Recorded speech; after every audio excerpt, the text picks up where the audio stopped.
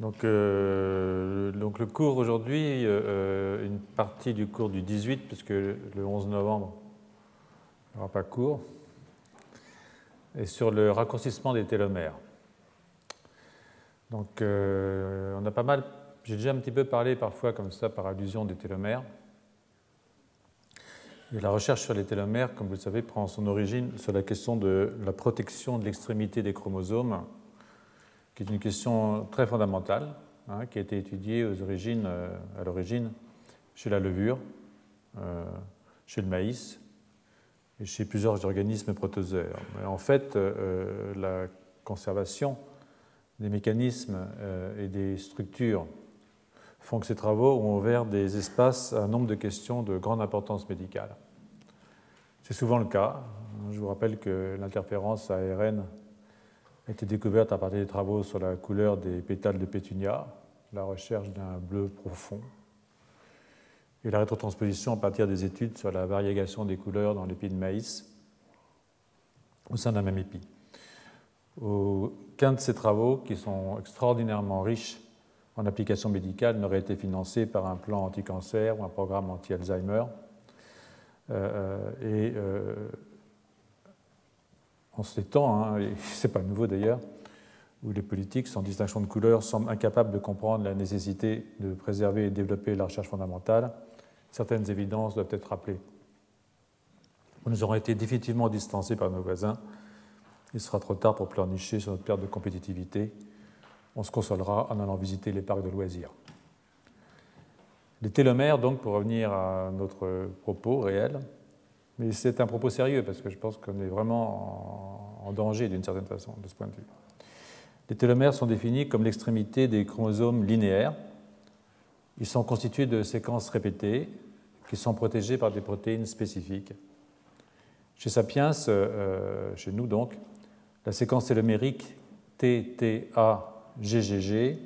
est répétée plusieurs milliers de bases, jusqu'à environ 10 kilobases, 10 000 paires de bases, dans le sang du cordon ombilical, ce qui correspond environ à 1500 répétitions de la séquence de base TTA-GGG.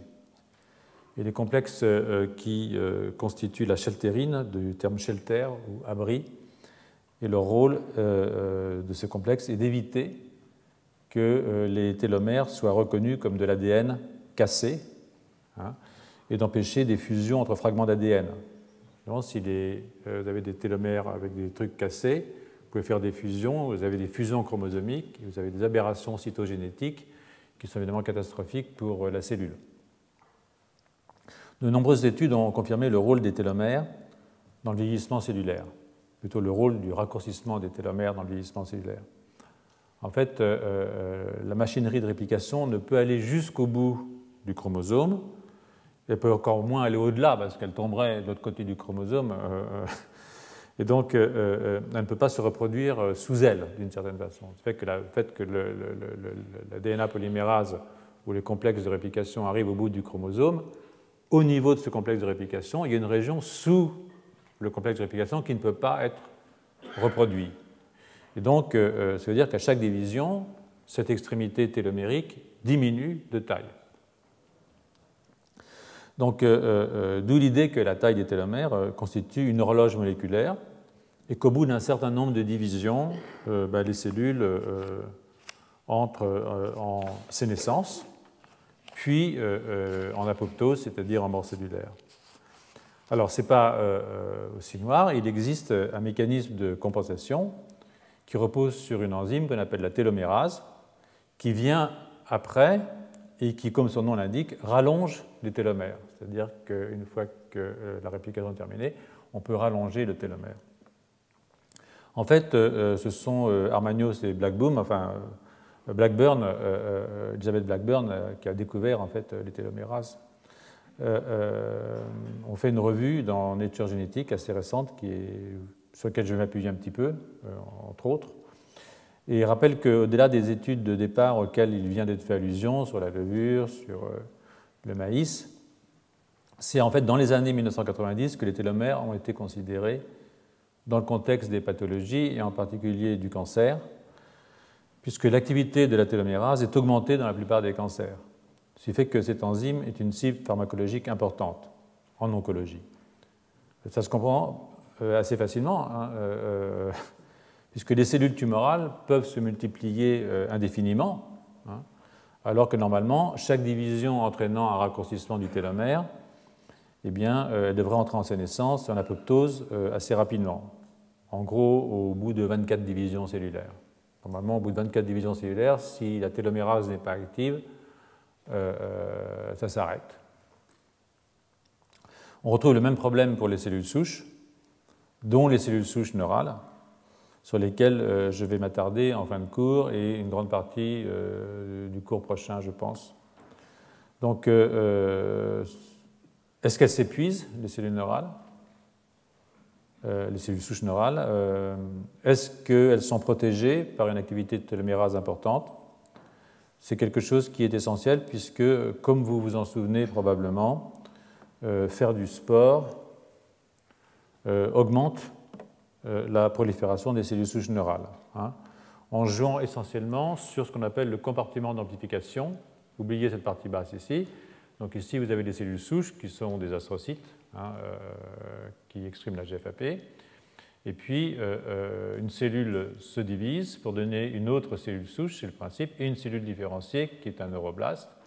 Et là, vous avez un compartiment d'amplification, et ces cellules vont se transformer en neuroblastes, neurones immatures, et puis neurones matures. Et quand vous courez, quand le rat court, nous aussi, ce qui se passe, c'est qu'il y a une amplification ici du nombre de cellules et par conséquent un raccourcissement des télomères, en tout cas à ce niveau-là aussi probablement, sauf s'il y a des télomérases pour rallonger, hein. De là à dire que faire du sport est mauvais pour la santé, il y a un pas que je ne vais pas franchir, surtout après avoir déjà suggéré que courir fait des trous dans les membranes musculaires et que penser casse l'ADN. Donc, il ne me resterait plus qu'à vous conseiller de fumer le cigare et ce serait le pompon. Donc, au début des années 2000, la base génétique d'une maladie appelée dyskeratosis congenita 1, DKC1, fut découverte avec l'identification d'un gène encodant une protéine appelée la dyskérine. Donc, il fut démontré assez rapidement qu'il s'agissait d'une sous-unité de la télomérase.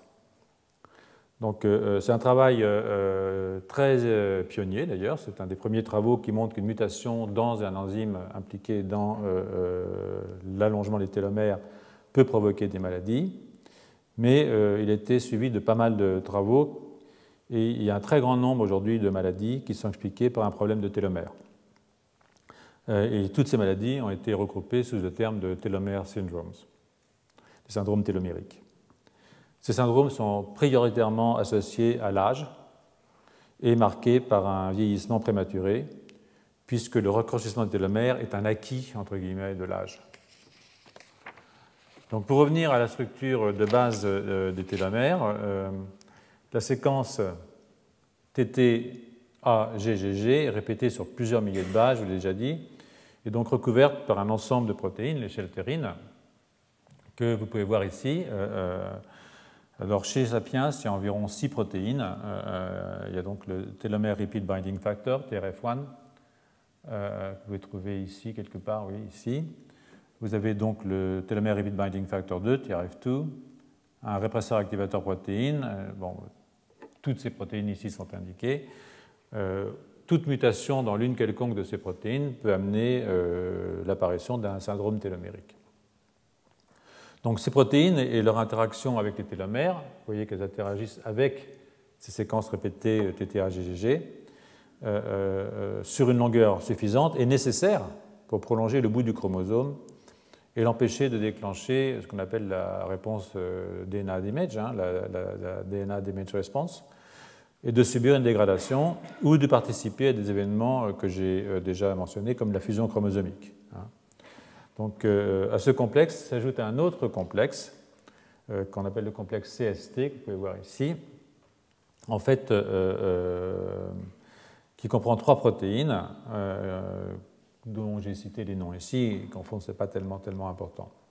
En fait, la fonction de ce complexe est pour l'instant encore assez mal connue, même si des mutations dans ce complexe sont à l'origine de certains syndromes télomériques. Alors, la télomérase est une enzyme vraiment intéressante. Il s'agit d'une DNA polymérase, donc d'une enzyme qui synthétise de l'ADN, mais elle synthétise l'ADN et elle rajoute de nouveaux motifs télomériques au bout du chromosome. Et elle a deux composantes qui sont extrêmement conservées. La télomérase elle-même, ou TERT, qui a une activité transcriptase réverse, c'est-à-dire qu'elle prend l'ARN et elle le transforme en ADN, c'est une réverse transcriptase, la télomérase, ce n'est pas une DNA polymérase classique. Donc elle fait de l'ADN à partir de l'ARN, et puis elle a un composant ARN, bien entendu, qu'on appelle TERC, que vous voyez ici. Donc ça, c'est l'ARN qui va servir de template pour que la réverse transcriptase puisse aller traduire cet ARN, transformer cet ARN en ADN et rallonger l'extrémité des télomères. Donc ces complexes ribonucléoprotéiques, donc qui ont de l'ARN et des protéines, sont présents dans une structure nucléaire qu'on appelle le corps de Chiral bodies. Alors d'autres protéines que j'ai notées ici, on connaît moins bien leur rôle est probablement moins important. Elles sont aussi associées à ce complexe et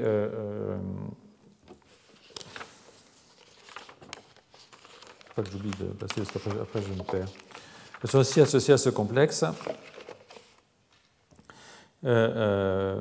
et des mutations elles sont indispensables pour stabiliser l'ARN et nécessaires pour stabiliser l'ARN donc dans sa structure et nécessaires à l'activité réverse transcriptase. Donc je passe sur plusieurs autres composants, mais il est évident une fois de plus que n'importe quelle mutation touchant n'importe quel de ces composants va avoir des effets plus ou moins importants sur l'activité enzymatique et donc sur le maintien de la longueur des télomères qui est nécessaire à empêcher la cellule de vieillir au fur et à mesure de sa division. Donc l'élongation des télomères est régulée de façon fine entre les phases S et M du cycle cellulaire, c'est-à-dire entre le moment où je synthétise de l'ADN et le moment où je fais la mitose, c'est-à-dire que je fais deux cellules à partir d'une cellule. Alors les télomérases ne réparent pas tous les télomères. Les télomérases, ça c'est un truc très important, vous allez voir pourquoi tout à l'heure, les télomérases allongent les télomères les plus courts, et donc à chaque cycle cellulaire, tous les télomères ne sont pas allongés de façon égale. Ce sont les télomères les plus courts, d'ailleurs, qui déclenchent la réponse de la télomérase, c'est-à-dire son recrutement. La question de la recrutement de la télomérase au niveau de l'extrémité du chromosome est un problème en soi que je ne vais pas traiter parce que ça nous sortirait un tout petit peu du sujet, qui est quand même la longévité. Mais le télomère le plus court est important. Ce qui est moins important, c'est la moyenne des longueurs des télomères dans une cellule. Vous avez quand même évidemment plusieurs télomères, parce que vous avez plusieurs chromosomes. Donc, dans ce processus donc, de reconstruction des télomères, il y a deux points à considérer. C'est la stoichiométrie entre le nombre de télomères et le nombre de molécules de télomérase, et puis le fait que tous les télomères ne sont pas des cibles de la télomérase, ce sont essentiellement les plus courts qui déclenchent. Donc, même dans des cellules qui sont extrêmement riches en télomérase, et en particulier les cellules souches hématopoïétiques, celles qui refont tous les lymphocytes, les cellules sanguines, et qui sont dans la moelle osseuse pour l'essentiel, eh bien, même dans ces cellules-là, qui sont très riches en télomérase, les télomères raccourcissent à chaque division cellulaire. Alors, il y a une exception qui est notable, c'est celle des cellules souches germinales mâles humaines, chez lesquelles on peut observer une stabilité, voire un allongement avec l'âge de la longueur des télomères. C'est une anomalie, et pourquoi et comment, ça reste pour l'instant un mystère. Donc, je l'ai déjà signalé, des travaux récents démontrent l'importance des télomères dans plusieurs pathologies humaines, non seulement au cours de l'enfance, mais aussi chez l'adulte. Alors, certains de ces syndromes ne peuvent se déclarer qu'extrêmement tardivement, après 50 ans, voire après 90 ans. Donc, ça va. En particulier, une maladie qu'on appelle la fibrose pulmonaire idiopathique. Je ne vais pas entrer dans le détail des maladies qui ont été répertoriées à ce jour, parce que pour l'essentiel, elles ne touchent pas notre organe préféré, qui, comme vous le savez, est le cerveau. je me pencherai pour cet organe, essentiellement, vous verrez, sur les cellules souches neurales, qui quand même posent un véritable problème du point de vue de la cognition, puisque nous savons que cette neurogénèse adulte est extrêmement importante pour le maintien de notre acuité intellectuelle et cognitive. Donc cette réflexion sur les cellules souches neurales au cours du développement et chez l'adulte s'impose et nous allons nous y pencher à partir d'un petit nombre d'articles bien choisis et qui traitent de cette question. Donc ces études sont, je dis un petit nombre parce que ces études sont assez peu nombreuses, c'est vrai. Elles sont peu nombreuses sans doute parce que l'existence de ces cellules n'est reconnue que depuis peu, du fait de la résistance à l'idée dont nous avons parlé dans les années précédentes, à l'idée que le cerveau n'est pas une structure pérenne, l'idée que le cerveau est le siège d'une reproduction à l'aide de cellules souches neurales, en particulier au niveau de l'hippocampe et du bulbe olfactif, est quelque chose qui est récent. Je reviendrai sur cette histoire des bulbes olfactifs plus tard parce qu'il y a des données contradictoires chez l'homme. Heureusement, vous en souvenez, je pense, certains collègues qui s'intéressaient au chant des oiseaux ont permis de remettre sur le devant de la scène l'hypothèse qui avait été proposée dès 1964 par Altman de la neurogénèse adulte. Donc là, je vous renvoie au cours des années précédentes, ou bien vous pouvez poser des questions, ce n'est pas interdit, c'est même souhaitable. Je sais que cet amphithéâtre ne s'y prête pas énormément, donc malheureusement on ne tient plus en Advax. Donc, il reste que tous les travaux indiquent qu'un des premiers signes de la maladie d'Alzheimer est la perte de l'odorat. Donc, étant donné le rôle qui est joué par la partie soluble du précurseur de la protéine amyloïde dans la prolifération des cellules de la zone subventriculaire, celles qui renouvellent les neurones du bulbe olfactif, enfin deux populations de neurones, ça c'est une diapositive que j'ai déjà montrée, où on voit que la partie soluble de l'APP, donc du précurseur de la protéine amyloïde, qui, quand il est muté, peut entraîner des maladies de type Alzheimer, eh bien, cette molécule a un rôle important dans la prolifération des cellules souches neurales. Donc ça peut expliquer, et on ne peut pas exclure qu'un raccourcissement des télomères dans ces cellules souches neurales adultes se trouve à l'origine de certaines formes sporadiques de la maladie d'Alzheimer. On ne peut pas l'exclure, mais on ne peut pas non plus l'affirmer, parce que des travaux récents du groupe de Friesen, dont je vais vous montrer quelques données, suggèrent que les neurones du bulbe olfactif, contrairement à ceux de l'hippocampe, ne sont pas renouvelés chez les sapiens, à la différence de ce qui se passe chez les rongeurs. Mais je ne suis pas absolument persuadé que l'affaire soit totalement close à ce jour, donc on va voir. En plus, il n'y a pas que, enfin vous verrez, ce n'est pas uniquement la prolifération cellulaire qui est affectée par le raccourcissement des télomères, il y a aussi la morphogénèse des neurones qui est modifiée par le raccourcissement des télomères. Donc je vais vous rappeler maintenant, et très brièvement, quelques maladies qui se déclenchent dans l'enfance et qui sont liées à des désordres des télomères. Donc, elles sont incluses dans la liste que vous avez ici. Ce n'est pas la peine, je vous la laisse un petit peu, vous pouvez la regarder, ce n'est pas la peine de la prendre. De toute façon, comme vous le savez, tout le cours et toutes les diapositives seront mis sur le site du Collège de France à la fin du cours. Donc, vous aurez accès à tous les documents. Et le cours étant écrit, vous l'aurez aussi. Donc, je ne vais pas entrer dans les détails qui ne sont pas forcément plaisants. Je n'aime pas montrer des photos de gens malades. Je voudrais quand même signaler que le syndrome de Oyerhal-Reiderassen, je ne sais pas comment on dit, outre un délai développemental et une déficience immunitaire, c'est souvent le cas parce que les cellules du système immunitaire sont en renouvellement permanent, comme vous le savez, montre aussi une hypoplasie, c'est-à-dire un développement réduit du cervelet. Il y a aussi un autre syndrome qui s'appelle le Revesz syndrome, qui nous concerne parce qu'il est marqué par une atteinte des vaisseaux de la rétine. Et pour ce qui est des déclenchements adultes, il semble épargner le système nerveux, mais on l'aura sans doute compris, ce n'est pas si clair ni si définitif que ça, et j'y reviendrai au cours de cette séance et peut-être de la séance prochaine. Alors, dans le contexte des télomères et des maladies liées à l'âge, je vais m'appuyer maintenant sur l'article de Marie Armagnos dans JCI, dont vous aurez la référence aussi si vous allez sur le site. Après vous avoir rappelé que la longueur des télomères parentaux détermine celle des enfants. Chez les souris comme chez les humains, il y a une hérédité de la longueur des télomères et donc on peut penser qu'il y a aussi une hérédité de la longévité. Donc cet auteur souligne que quand les télomères atteignent une taille critique, courte donc, ça active la réponse de type cassure d'Aeden, qui ressemble à celle qui suit la formation de cassure double brin de l'ADN. Alors j'y reviens pas parce que je vous avais déjà beaucoup embêté avec les histoires de cassure double brin, mais c'était pas tout à fait par hasard. Et il en résulte une mort cellulaire, une apoptose, ou un arrêt permanent du cycle, qui, pour ce qui est des cellules qui normalement prolifèrent, correspond en fait à ce qu'on appelle une entrée en sénescence. L'entrée en sénescence est le plus souvent suivie d'une mort cellulaire.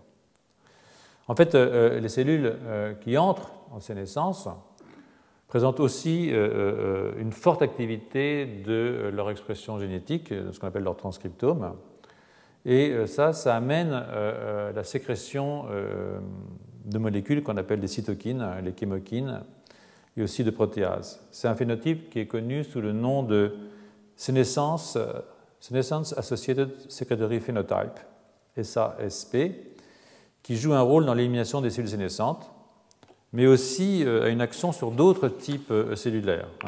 Si je reviens au schéma général que je vous avais donné, vous allez voir assez souvent maintenant le départ, c'est ici que se situe cette question des interactions entre les cellules. Et donc la sécrétion des chymokines au moment où j'arrive en sénescence, où j'ai épuisé mes cellules souches par exemple, ou quand j'arrive en sénescence dans des cellules postmétotiques ou des cellules souches qui arrêtent de se diviser, alors je peux sécréter des chymokines, et là, ça va provoquer des modifications de la communication cellulaire, mais aussi des processus de type inflammatoire. Donc, il y a, vous le verrez, des liens énormes, des interactions énormes entre ces différents 9 secteurs qui peuvent être pris en compte dans la question de ce qu'on appelle le vieillissement en bonne santé ou en mauvaise santé. Donc, le dysfonctionnement des télomères est donc associé avec une diminution aussi du métabolisme énergétique, une baisse de la sécrétion d'insuline, donc de l'homéostasie glucidique, ça fait partie de cette partie-là. Donc, comme je soulignais le 7 octobre, quand on a ouvert ce cours, les principaux items de cette diapositive sont en interaction. À propos des télomères, là, je viens de parler d'apporter des télomères, de parler d'instabilité génétique, DNA réponse. Vous verrez qu'on pourra parler d'altération épigénétique. Je viens de parler du système qui permet de sentir la concentration de nutriments comme le glucose, par exemple, dans le sang. Je ne vous ai pas parlé de ça, mais j'en parlerai plus tard. Je vous ai parlé de la sénescence. Je vous ai parlé ici de l'exhaustion, de l'épuisement des cellules souches et de la modification des communications cellulaires. Donc, en fait, tous ces 9 items sont en interaction et sont coordonnés d'une certaine façon dans ce qu'on appelle le vieillissement, qu'il soit en bonne santé ou qu'il soit en mauvaise santé. Donc sur cette intégration, j'en reviendrai dans le dernier cours probablement, pour essayer de vous donner une idée un petit peu globale de comment les choses se passent. Le dernier cours qui aura lieu donc le 18 novembre. Les maladies qui sont liées au raccourcissement des télomères sont classiquement divisées entre les tissus à renouvellement rapide et les tissus à renouvellement lent. Donc, il y a des tissus à renouvellement rapide, comme les cheveux, les ongles, rappelez-vous donc le système immunitaire, le système hématopoïétique, l'intestin. Vous savez que dans l'intestin, vos grêles, je vous le dis souvent, vous en changez tous les 5 jours, donc ça veut dire qu'il y a énormément de prolifération. Et puis, il y a des tissus à turnover plus lent. Et puis dans un même tissu, il peut y avoir des cellules qui se reproduisent rapidement et d'autres qui se reproduisent lentement, ou pas du tout, puisque nous avons des neurones qui ne se reproduisent pas du tout, qui sont là pour l'éternité, entre guillemets, dans notre cerveau. Donc les désordres des tissus à renouvellement rapide apparaissent plus tôt, bien entendu, et avec des formes plus sévères. Bon, c'est le cas des déficiences immunitaires. des maladies du système digestif. Et dans les tissus à renouvellement plus lent, comme le poumon, comme le foie, les maladies se révèlent plus tardivement et les mécanismes impliqués, même s'ils mènent à l'apoptose et à la sénescence, sont différents. Cette différence d'apparition tient au fait que plus une cellule se divise, évidemment, plus elle raccourcit ses télomères, et donc plus elle est dépendante de l'activité télomérase. Cela indique très clairement que les cellules souches, ou leur compartiment d'amplification, il ne faut pas oublier que les cellules souches ne se divisent pas rapidement. Elles ont la plupart du temps un compartiment d'amplification, sont en première ligne quand il s'agit de longévité. Donc avant d'en arriver au système nerveux proprement dit, je vais vous faire un lien entre le stress au début de l'existence et la longueur des télomères. Alors là, je vais vous renvoyer à un article de Chalef qui a été publié en 2012 dans Bioessai. Vous verrez la référence. Voilà ici. On sait qu'un stress au début de la vie peut avoir des conséquences extrêmement importantes et négatives sur la santé aux périodes ultérieures de l'existence. Cela implique des modifications durables des structures biologiques, modifications dont une composante épigénétique est évidente, sinon ça ne durerait pas. Il existe énormément d'études aujourd'hui, qui sont très intéressantes d'ailleurs, même si elles ne sont pas abouties complètement, qui s'efforcent de caractériser de telles modifications épigénétiques dans des cas de ce qu'on appelle le child abuse, et qui conduisent à des tendances suicidaires plus tard dans l'existence, ou à la reproduction de conduites abusives une fois que l'âge adulte a été atteint. Donc il y a plein de gens qui ont des banques en fait, de suicidés, de cerveaux de suicidés, et qui essayent de voir dans certaines structures comment, s'il y a des modifications épigénétiques qu'on peut associer à un suicide qui serait lié à un traumatisme au cours du développement embryonnaire ou au cours de l'enfance, des stress qui sont évidemment liés à l'environnement de l'enfant, y compris l'environnement familial d'ailleurs. Donc, selon cet auteur, des télomères plus courts et subissant une érosion plus rapide sont associés à un risque élevé de morbidité et de létalité. Il semble par exemple que des individus de plus de 60 ans, avec des télomères courts au niveau des cellules sanguines, présentent un plus haut risque de mortalité associé à des maladies cardiaques ou infectieuses. Et inversement, des études faites sur des centenaires et leurs descendants suggèrent que les télomères de leurs leucocytes sont plus longs en moyenne que ceux d'individus contrôles. Les télomères longs ont aussi été associés à une protection contre des maladies liées à l'âge, dont certaines détériorations cognitives. Donc, vous pouvez faire mesurer vos télomères si vous voulez savoir. On n'a pas forcément envie de savoir. Donc, plusieurs travaux qui ont été publiés depuis 2010 suggèrent un lien donc, entre le stress au cours de l'enfance et le raccourcissement des télomères dans les cellules sanguines. Alors, ces études sont fragiles. Et parfois, elles sont démenties. Et elles sont fragiles parce qu'il y a de grandes limitations à ce type d'études. Il y en a 3, à mon avis, qui sont particulièrement importantes. D'une part, les faits, le stress, par exemple, un abus sexuel, sont le plus souvent rapportés par l'individu lui-même, qui dit les avoir subis et peuvent être sujets à caution, toujours. D'autre part, on ne peut pas suivre le raccourcissement des télomères dans la durée, et surtout tout au long de la période qui sépare le stress du stade adulte auquel les cellules ont été prélevées. En fait, du fait même de cette durée et des conditions de vie, par exemple une santé altérée à la suite de la perturbation au cours de l'enfance, peut avoir un effet sur le raccourcissement de la longueur des télomères. Donc ce raccourcissement pourrait être une conséquence de ces conditions qui sont ultérieures au stress lui-même qui a détérioré les conditions de vie. Alors de ce point de vue, il faut faire ce qu'on appelle des expériences longitudinales, récentes, qui ont été faites d'ailleurs récemment, sur des enfants exposés à un environnement violent. Il y a une étude comme ça qui est assez intéressante.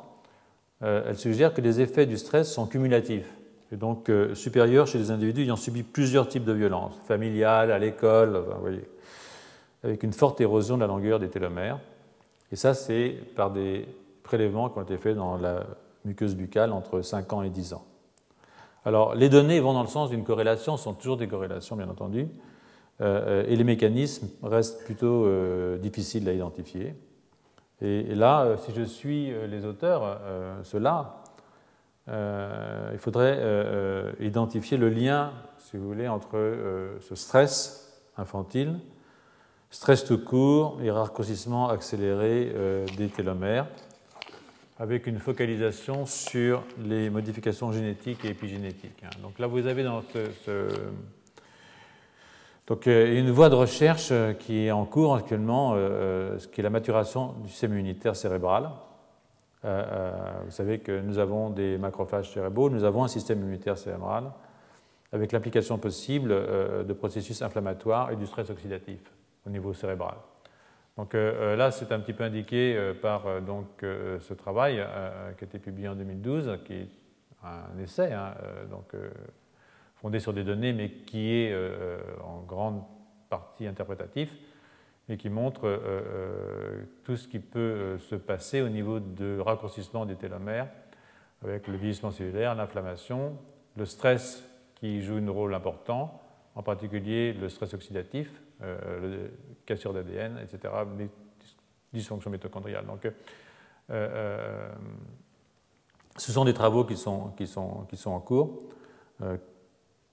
Il faut leur attribuer l'importance qu'elles ont, mais en fait, c'est une voie de réflexion que je pense est assez intéressante. La réponse inflammatoire est induite par le stress, ça on le sait. C'est observé chez les enfants. De même qu'il est observé que des stress dans l'enfance augmentent chez l'adulte la réponse inflammatoire à un stress psychologique. L'inflammation est associée à une augmentation de la prolifération des cellules immunitaires et donc pourrait expliquer très simplement le raccourcissement des télomères dans les cellules du système immunitaire si elles sont souvent utilisées, c'est une grande prolifération. On ne peut pas non plus ignorer que le raccourcissement des télomères, et ça je vous en parlais, et l'entrée en sénescence entraîne la sécrétion des interleukines et chymokines, et donc la réponse SASP qui amplifie le phénomène. Donc c'est une sorte de cercle vicieux qui peut se mettre en place et qui entraîne une érosion des télomères. Donc tout ça évidemment avec un lien avec la cassure de l'ADN que vous voyez ici et l'activité mitochondriale. En fait, cet article indique beaucoup de pistes, mais moi m'a laissé un peu sur ma faim en soulevant plus de questions encore, à commencer par la caractérisation des types de stress, la méthode de mesure de la longueur des télomères dans une population de chromosomes et surtout le type cellulaire qui a été choisi pour effectuer cette mesure. Cela ne veut pas dire qu'il faut se désintéresser d'une question à laquelle nombre d'études y sont consacrées. Et là, je vous montre par exemple un échantillon de ces études. Ça, c'est un travail, trois publications dans le PNAS entre 2011 et 2012, avec quelqu'un qui s'intéressait au développement neuronal en réponse à des enfants qui ont été institutionnalisés tôt dans leur vie. Là, l'effet de la séparation maternelle sur la réponse hormonale et le comportement chez les singes adultes, les rhésus. Et puis ici, c'est carrément des stress intra-utérins qui sont associés avec des télomères plus courts chez le jeune adulte. Et je vous rappelle que les stress intra-utérins peuvent avoir des conséquences sur le développement de maladies psychiatriques. Rappelez-vous, l'année dernière, on a beaucoup discuté. Oui ? Vous pouvez parler plus fort parce que sinon je ne comprends rien, moi. Je suis sourd.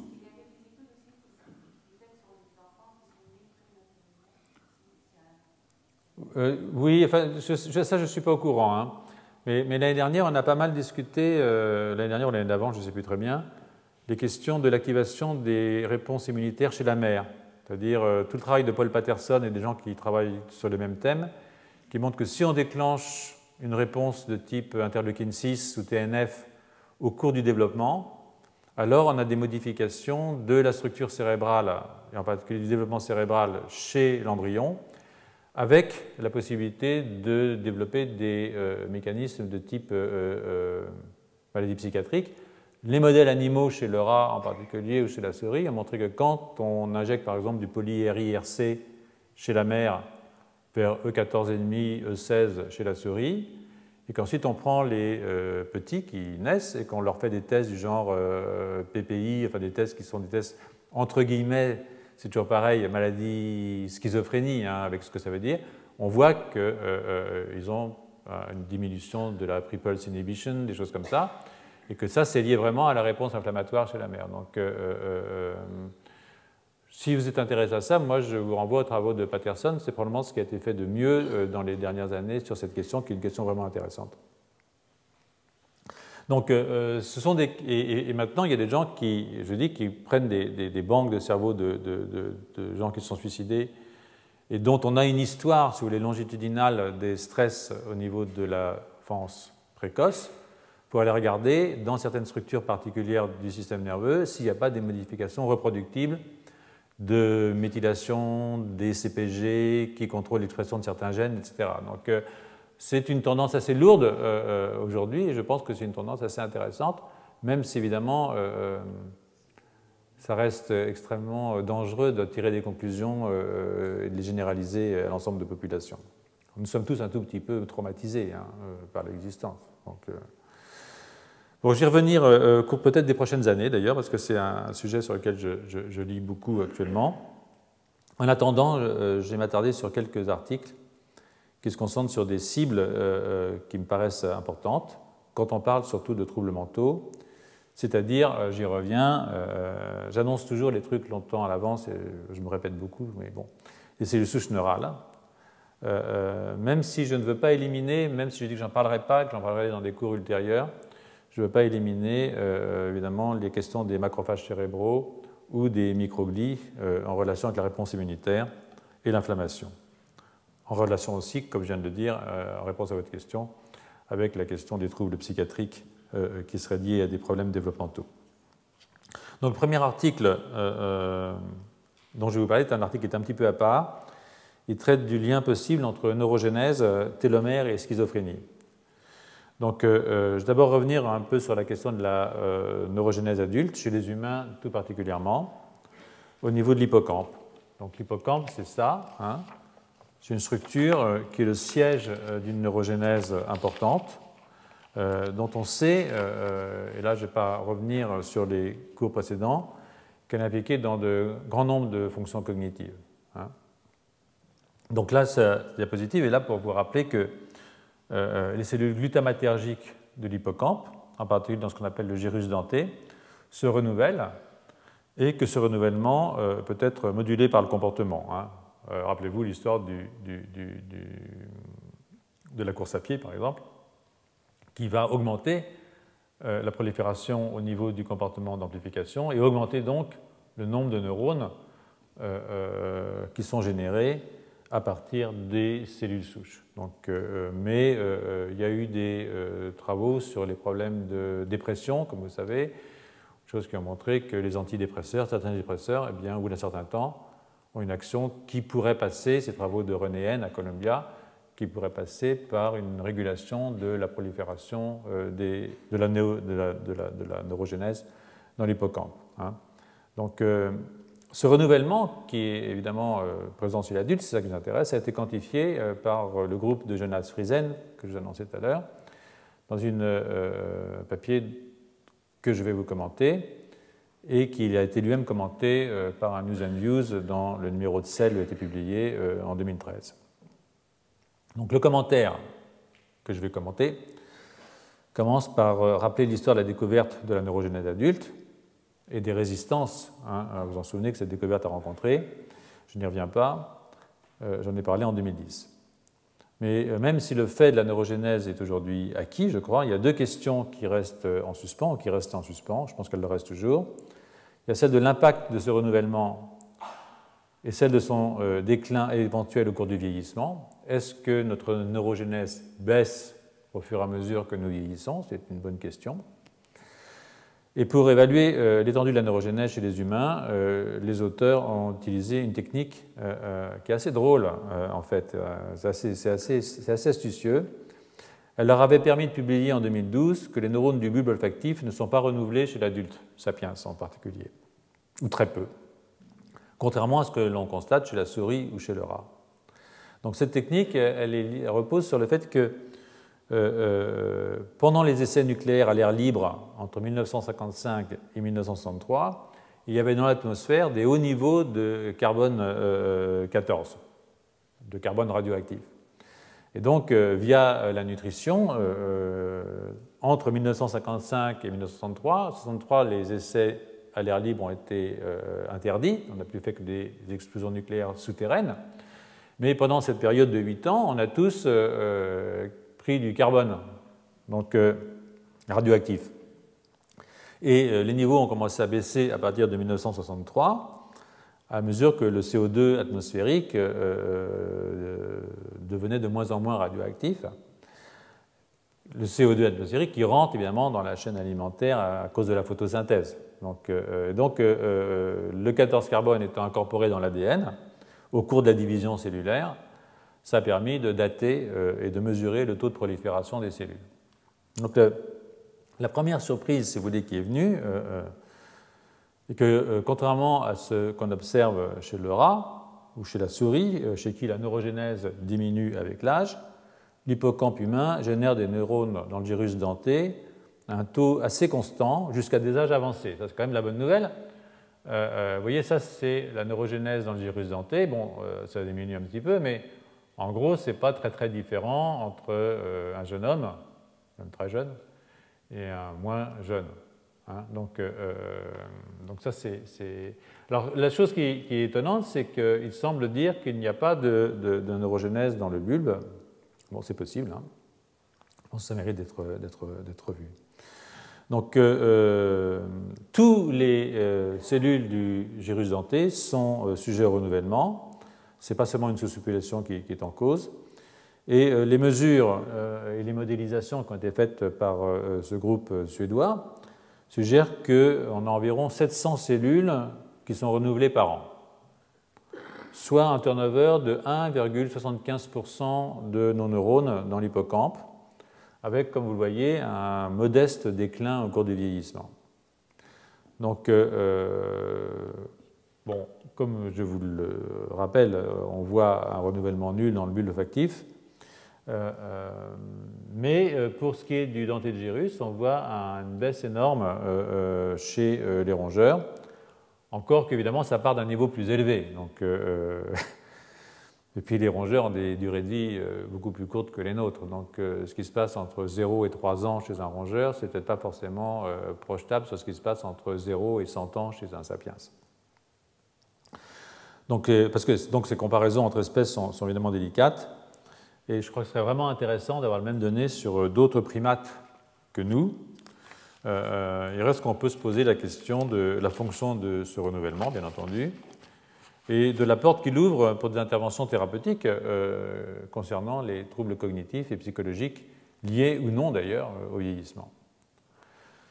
Donc cette constatation quand même réconfortante nous ramène au télomère et aux quelques articles que je vais maintenant vous présenter. Donc ce sont des articles qui sont intéressants, mais ils se fondent sur des modèles animaux et nous venons de voir que tout ce qui est vrai pour l'humain ne l'est pas forcément pour la souris et réciproquement. Donc il faut faire extrêmement attention quand on prend des données chez les rongeurs et qu'on voudrait projeter chez nous. Ça ne marche pas forcément. Donc c'est ces choses qu'il faut toujours avoir en tête quand on s'intéresse aux pathologies, qui sont des pathologies proprement humaines. Ce qui est le cas d'ailleurs pour le premier article, puisque nous penchons sur un modèle murin de schizophrénie.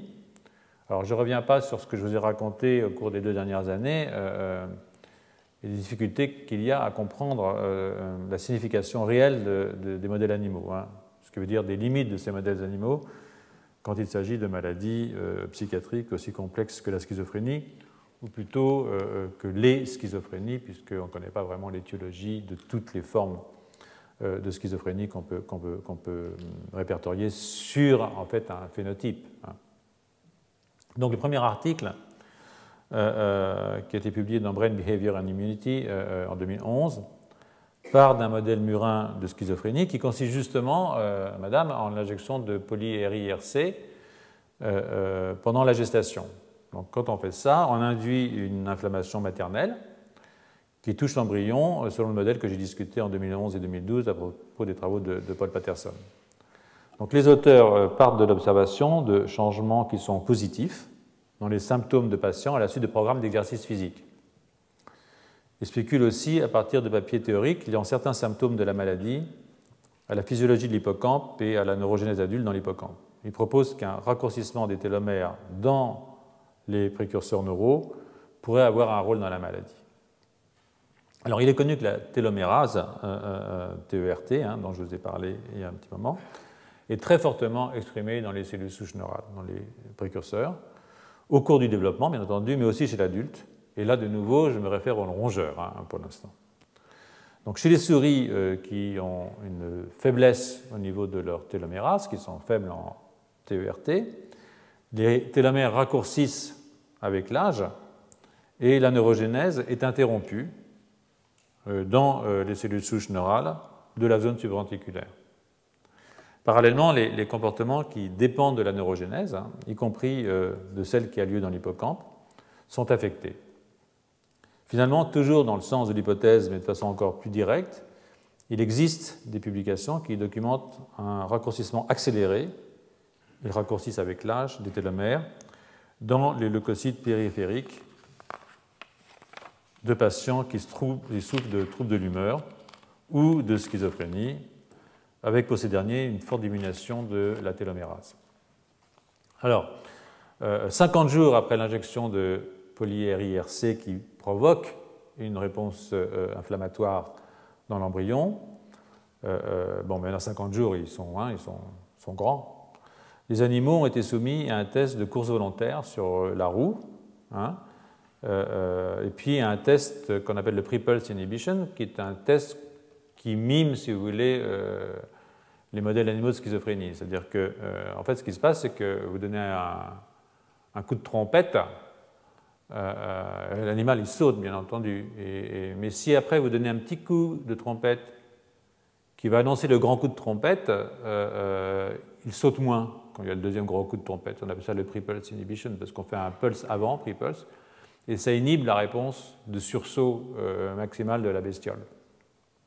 Et quand on a une baisse du pre-pulse inhibition, ça s'associe avec des troubles psychiatriques, ou en tout cas avec ce qu'on pense être des troubles psychiatriques, en tout cas chez la souris. Donc, en fait, ce qu'on fait, c'est qu'on a un signal qui est plus faible, disons 68, 72, 76, 80 décibels, et ça diminue la réponse de sursaut au signal qui est plus fort, qui est un test de 100 décibels, et ultérieur, 30 à 50 millisecondes après le premier test. Donc là, ce que vous voyez ici,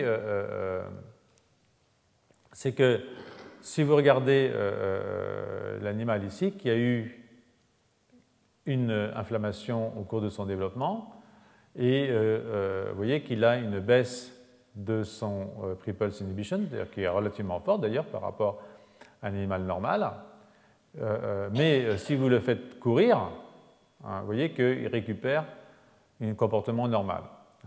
Et puis l'animal contrôle, lui, rien ne lui fait rien.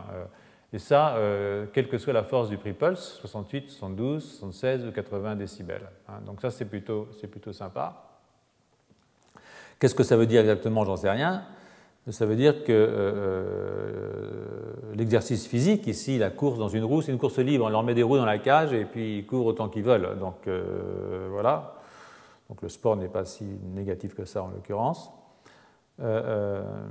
Donc l'exercice physique a effacé, si vous voulez, dans ce test-là, bien entendu, tout ça est très limité, la déficience qui a été liée à l'inflammation provoquée par l'injection de poly-RIRC.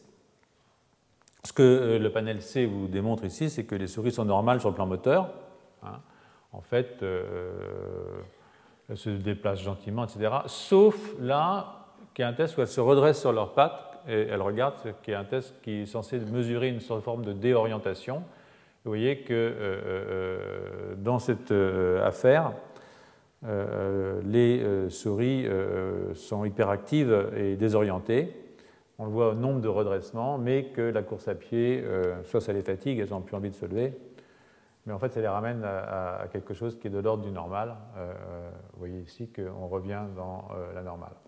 Donc voilà, on en fait ce qu'on en veut, mais je pense que ce n'est pas totalement inintéressant. En tout cas, ça fait un lien entre cette inflammation et puis cette course physique, dont on sait évidemment qu'elle... Alors, ce qu'il aurait fallu, évidemment, c'est bloquer la prolifération cellulaire. C'est dommage que ce n'ait pas été fait. Donc, étant donné l'effet bénéfique du sport chez les souris, les auteurs ont mesuré la neurogénèse au niveau de l'hippocampe. et ils ont déterminé le nombre et le phénotype des cellules nouvellement générées 4 semaines après la dernière injection de BRDU. Donc le BRDU, je vous rappelle, c'est un analogue de la thymidine qui s'incorpore dans l'ADN. Donc quand les cellules prolifèrent, elles intègrent du BRDU. Et à ce moment-là, on peut voir, il y a des anticorps dirigés spécifiquement contre le BRDU qui permettent de visualiser les cellules qui se sont reproduites. Et si on le fait longtemps après, on peut voir où elles sont allées. Par exemple, est-ce qu'elles sont allées dans le bulbe olfactif, est-ce qu'elles ont envahi l'hippocampe, etc. Donc ça, c'est jouable. Donc ils ont fait ça 4 semaines après la dernière injection de BRDU. Ils ont regardé. Et à la fin de la période de course, ils ont le droit de courir pendant 10 jours. Hein. Pas mal. Donc ils ont fait des doubles marquages entre BRDU et la nestine, c'est des cellules souches. BRDU et DCX, ce sont des neurones. Hein, DCX, ce sont des neurones qui sont à ce niveau-là, qui sont donc des neurones qui ont commencé à se différencier. Ils ont fait aussi des doubles marquages BRDU et NEN, c'est-à-dire qu'ils ont regardé, au fond, si les neurones matures ont incorporé du BRDU au moment où on a fait courir ces malheureuses bêtes.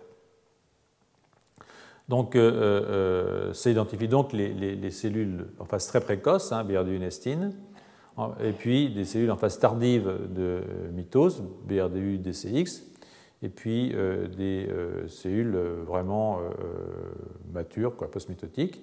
Puis il y a un autre marquage qui s'appelle Ki67, qui permet de voir toutes les cellules qui prolifèrent au moment où on fait l'analyse, hein, au moment du sacrifice. Donc cette diapositive, là, elle vous illustre l'existence d'une baisse du nombre des cellules en prolifération. Hein, vous voyez ça ici, vous avez chez votre animal,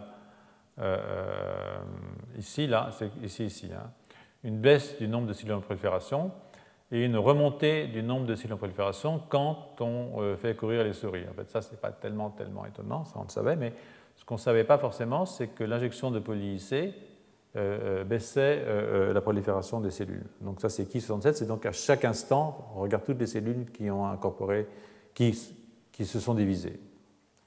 Et puis la restauration par l'exercice physique à des taux normaux. Un autre effet que je trouve assez intéressant concerne la maturation des cellules. C'est probablement l'effet le plus intéressant. En effet, on voit que le poly-IC a un effet sur les cellules DCX et NEN, et pas sur les cellules nestines. Donc ça veut dire, vous pouvez peut-être le mieux, c'est de regarder ici. Vous voyez qu'ici, vous avez les neurones des cellules DCX.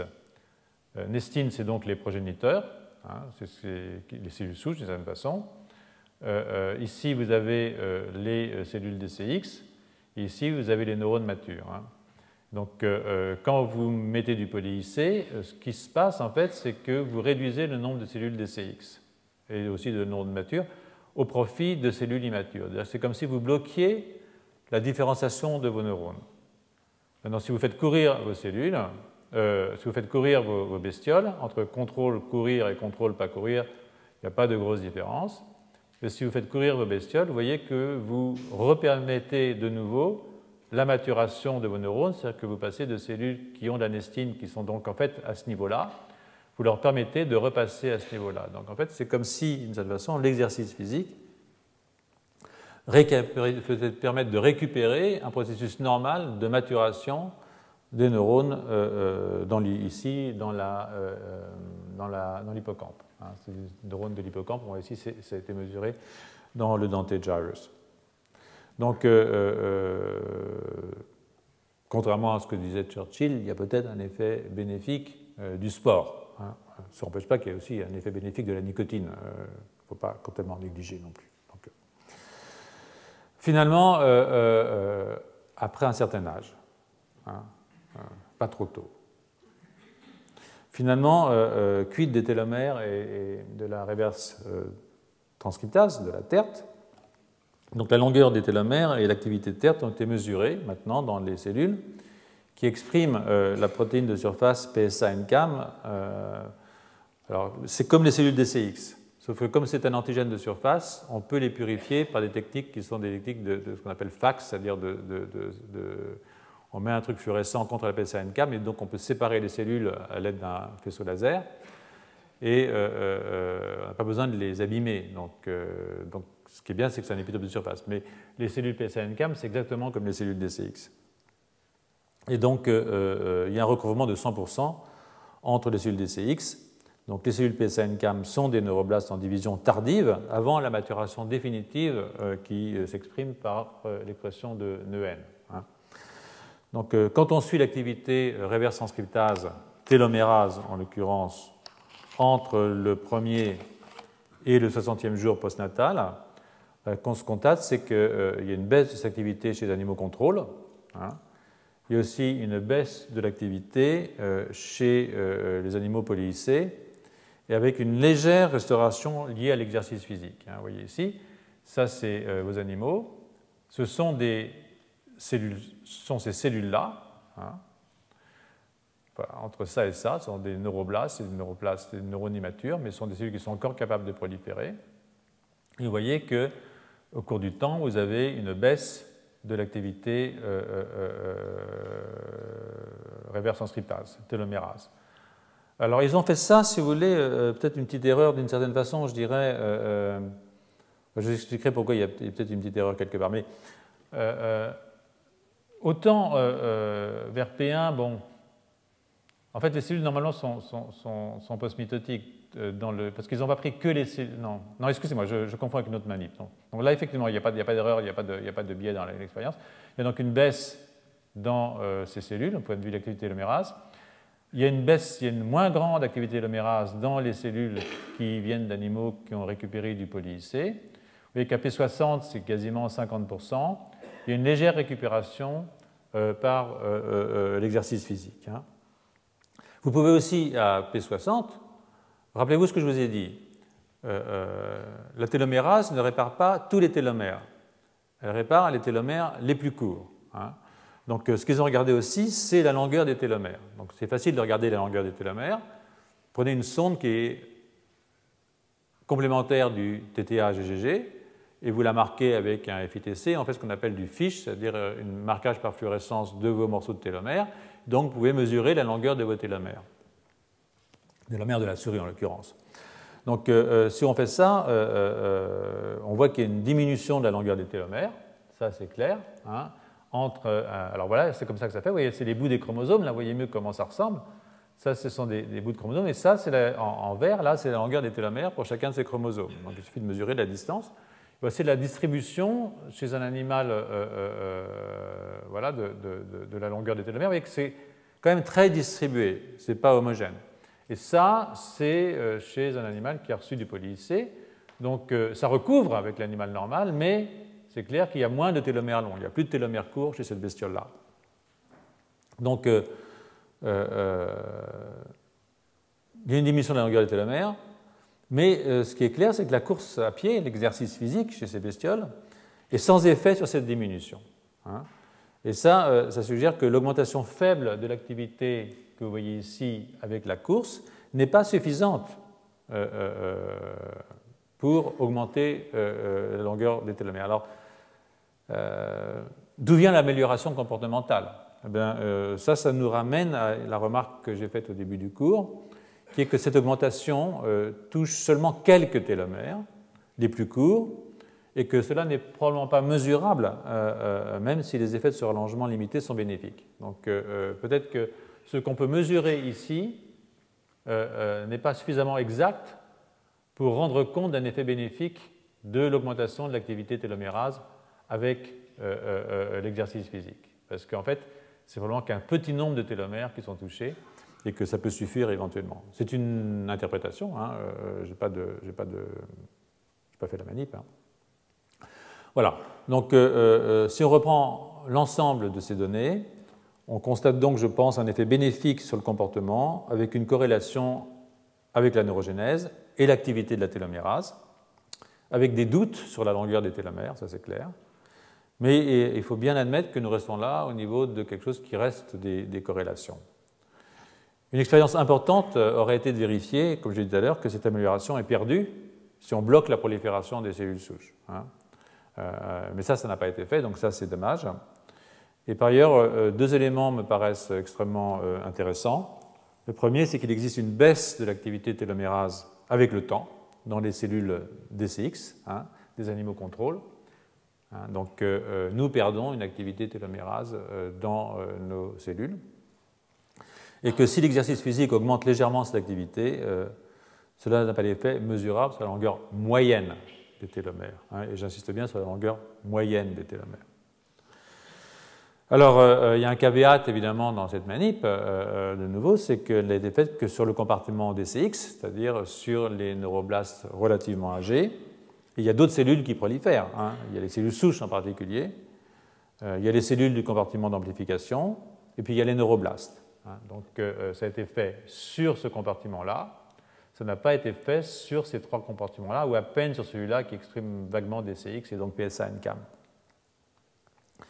Donc, chez la souris, en tout cas chez la souris, 90% des neurones, c'est autre chose, qui sont nouvellement formés, meurent, comme vous le savez, depuis l'année dernière, avant de s'intégrer dans un réseau de neurones. Donc, au fond, il ne m'en reste que 10%. C'est-à-dire que je fais, pour 100 neurones que je fais au cours de la neurogénèse chez l'adulte, il y en a 90 qui passent à la poubelle et qui sont mangés par les macrophages. Pour ceux d'entre vous qui étaient l'année dernière, ils le savent, mais enfin, je vous le rappelle. Donc, il y en a 10% qui s'intègrent au réseau de neurones, et à la limite, ça peut largement nous suffire. Les autres deviennent post-mitotiques, et donc, comme ils deviennent post-mitotiques, ils ne raccourcissent plus leur télomère, puisque quand j'arrête de me diviser, je ne raccourcis plus mes télomères. Vous allez voir qu'il y a un truc qui n'est pas rigolo non plus là, mais bon, c'est pas très grave. Attendez, je n'ai pas besoin de vous donner toutes les mauvaises nouvelles du premier coup. C'est déjà pas drôle. Enfin, moi, ça me fait rire quand même, je ne sais pas pourquoi. C'est mon mauvais fond. C'est pas parce que les cellules meurent, c'est 90% de cellules qui meurent, c'est pas parce qu'elles meurent qu'elles ne peuvent pas avoir une activité importante. Et ça, il faut savoir que les cellules qui meurent peuvent avoir une activité trophique, par exemple transitoire. Elles peuvent sécréter des choses qui peuvent être importantes pour les cellules qui restent en vie. Je ne dirais pas qu'elles se sacrifient pour elles, ce serait un peu exagéré, mais une cellule qui meurt ne meurt pas forcément sans laisser une trace qui peut être utile pour celle qui reste. On peut aussi supposer que l'entraînement physique des souris, là, est de trop courte durée. C'est ce que suggèrent les auteurs pour avoir un effet visible, mesurable, sur la longueur moyenne des télomères. Mais outre que cette population cellulaire n'est peut-être pas la plus intéressante, il faut avant tout, excusez-moi de me répéter, tenir compte, et ça c'est quelque chose que je pense est vraiment important, des travaux qui contestent cet intérêt de la mesure de la longueur moyenne des télomères. Donc ça c'est important parce que ce sont les télomères les plus courts qui sont rallongés en premier, sinon c'est sénescence et apoptose et voilà quoi. Donc, on en reste là avec un... Oui. En fait, pour montrer l'unité de l'activité physique, est-ce qu'il y a aussi l'unité de l'activité cérébrale, entre guillemets, chez les souris, mais est-ce que, par exemple, gymnastique cérébrale, entre guillemets, est-ce qu'il y a beaucoup de méthodes qui prolifèrent maintenant pour faire la gymnastique cérébrale? Vous voulez dire des mots croisés? Ou venir à un cours au Collège de France, par exemple. Sur la prolifération, je ne peux pas vous dire, ça n'a jamais été, on n'a jamais... Ce qu'on pourrait, c'est vous faire une injection de BRDU avant l'entrée, et puis regarder à la sortie, mais je ne sais pas comment on ferait, mais Mais non, bien entendu, je pense que les choses les plus rigolotes qui ont été faites dans ce sens-là, c'est les antidépresseurs. C'est-à-dire que c'est tous les travaux qui ont été faits par le groupe de René Haine et puis les gens qui l'ont suivi, qui ont montré que, par exemple, si vous êtes déprimé, en fait, la neurogénèse diminue. C'est-à-dire que c'est quand même à voir avec l'activité cognitive, libidinale, enfin toutes ces choses-là dont on ne parle pas, mais qui sont très importantes malgré tout. Il n'y a pas que le cerveau dans la vie. Et donc... Et si on vous donne un antidépresseur, normalement les antidépresseurs, par exemple, comme les inhibiteurs de la recapture de la sérotonine, ça devrait marcher dans les 3 jours, puisque c'est un problème d'augmenter la quantité de sérotonine dans la fente synaptique. Or, en fait, on voit les effets bénéfiques de ces médicaments qu'un mois après. C'est un truc qui est classique. Et c'est comme ça que les gens se sont dit, il y a peut-être autre chose derrière. Et l'idée qui est développée par René Haine et par les gens qui le suivent, c'est que cette chose derrière qu'il y a, c'est qu'en fait, ces inhibiteurs de recapture de la sérotonine augmentent la neurogénèse.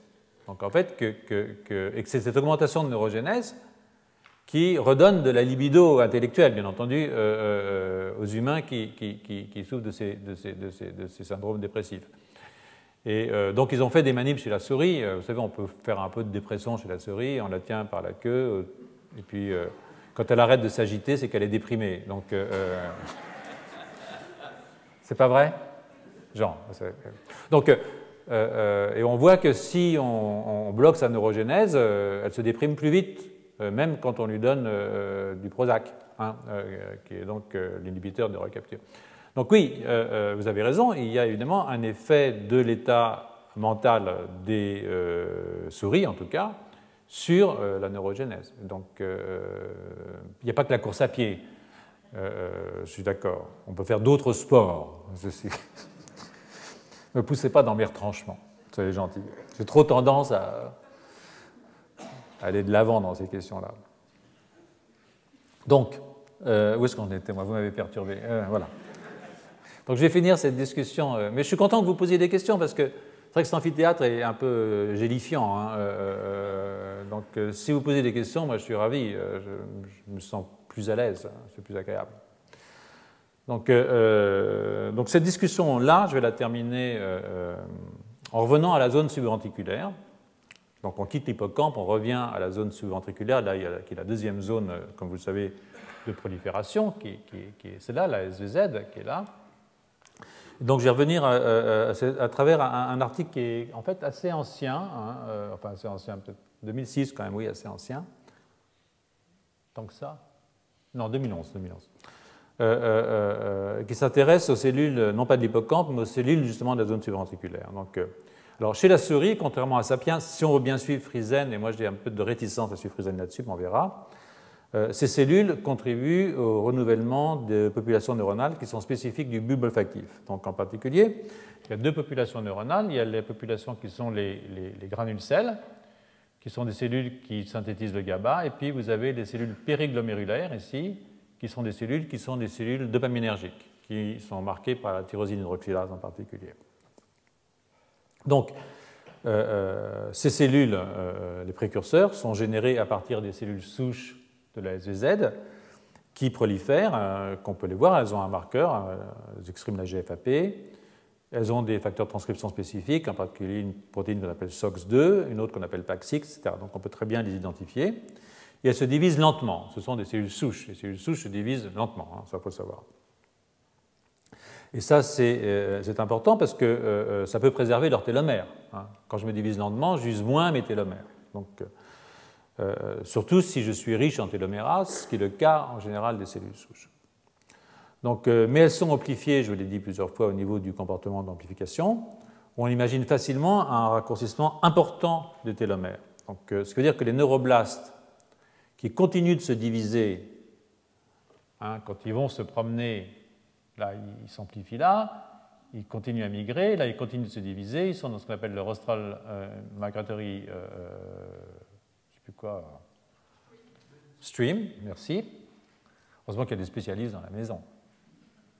Et ils vont envahir le bulbe. Quand ils arrivent là, ils passent dans une direction, ce qu'on appelle radiaire, ils ont là une migration tangentielle, ensuite ils montent en radiaire, mais pendant toute cette période où ils se promènent, ils prolifèrent.